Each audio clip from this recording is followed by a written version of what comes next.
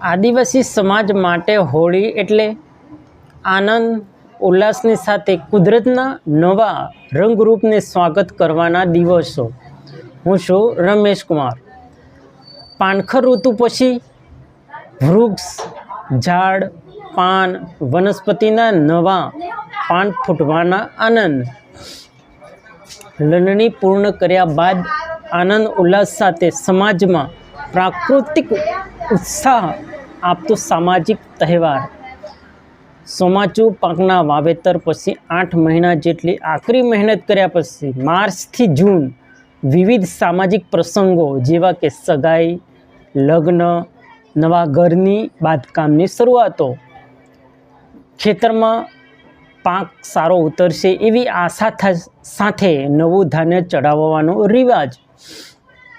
કુદરતને આપેલી તમામ વસ્તુને કુદરતને આપીને જ ખવાય એમ માનીને તમામ પ્રકારના અનાજની વધામણી આગમાં કરી હોળી ઉજવવામાં આવે છે.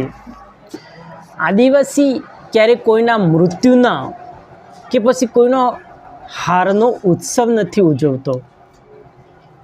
આદિવાસીઓ માટે હોળી એટલે પોતાના જીવન નિર્વાહ માટે પરસેવાથી ઉત્પન્ન કરેલું નવું અનાજ, ધાન્ય ઘરમાં આવ્યાની ખુશાલી, નવા પાક મળ્યાની ખુશી વ્યક્ત કરવા માટે પ્રકૃતિનો આભાર માનવાની પ્રક્રિયા.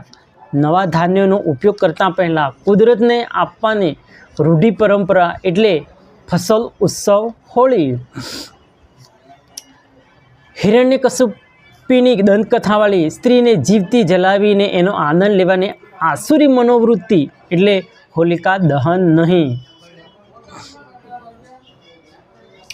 होलिका फसल त्यौहार की पर सभी को शुभकामनाएं. जिंदा स्त्री को जलाकर खुशी मनाने की चली आ रही परंपरा को आंख बंद कर स्वीकार नहीं करूंगा. क्षमा चाहता हूं कि होलिका को जलाने की न तो कोई बधाई दूंगा ना ही स्वीकार करूंगा.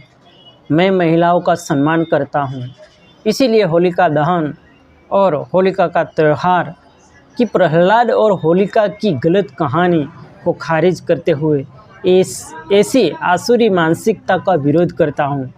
सेवा जोहार. जय आदिवासी, जय भील प्रदेश.